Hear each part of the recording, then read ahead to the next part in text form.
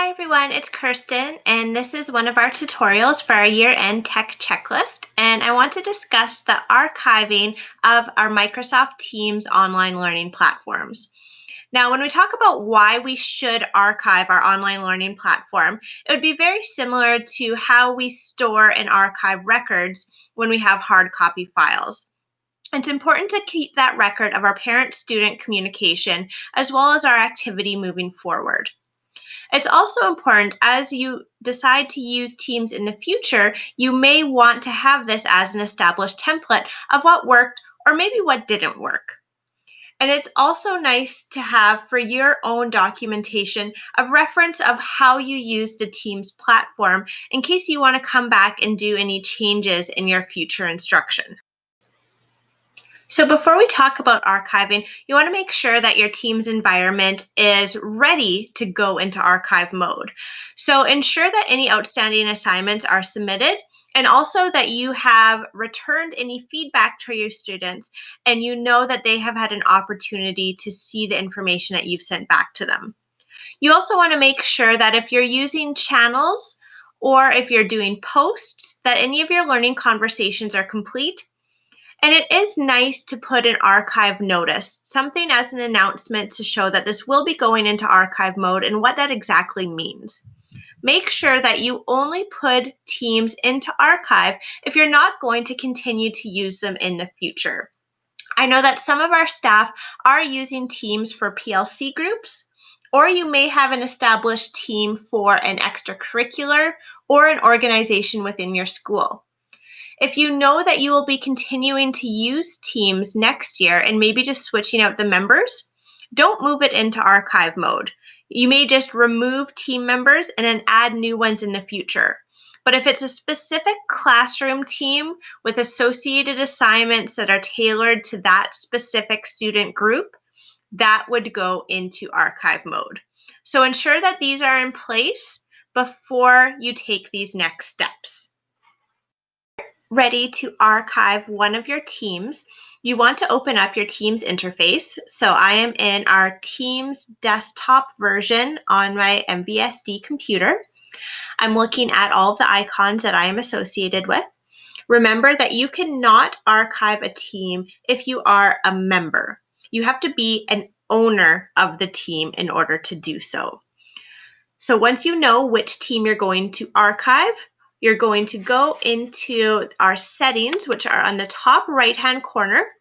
You can see we have our gear or our wheel. This is going to allow us to see more options. And what I'm going to do is I'm going to go into Manage Teams. This changes up our view into a list mode. Again, you'll find the team that you are going to archive. So in this case, I'm going to go down here. I'm going to go to Mrs. Thompson's grade 10 geography class, and this is what I was using for the suspension of classes. I'm going to confirm that I am indeed the owner, which is going to allow me to put it into archive mode. And I'm going to go all the way across to more options, and I'm going to archive. This is going to give me a pop-up box reminding me that this is going to freeze all the team activity. I would be able to add or remove members. I would be able to update roles. I'm going to be okay with that. And I'm also going to take that extra step and make the SharePoint site read-only for my team members. Now remember from our files within Teams, SharePoint is that back channel where all of the information and associated files and folders for our teams is stored.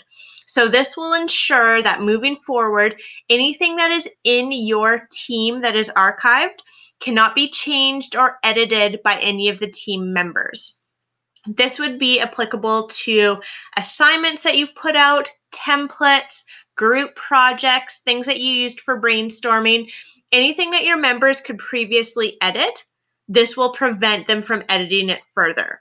So it's going to essentially take your entire team and freeze it, archive it.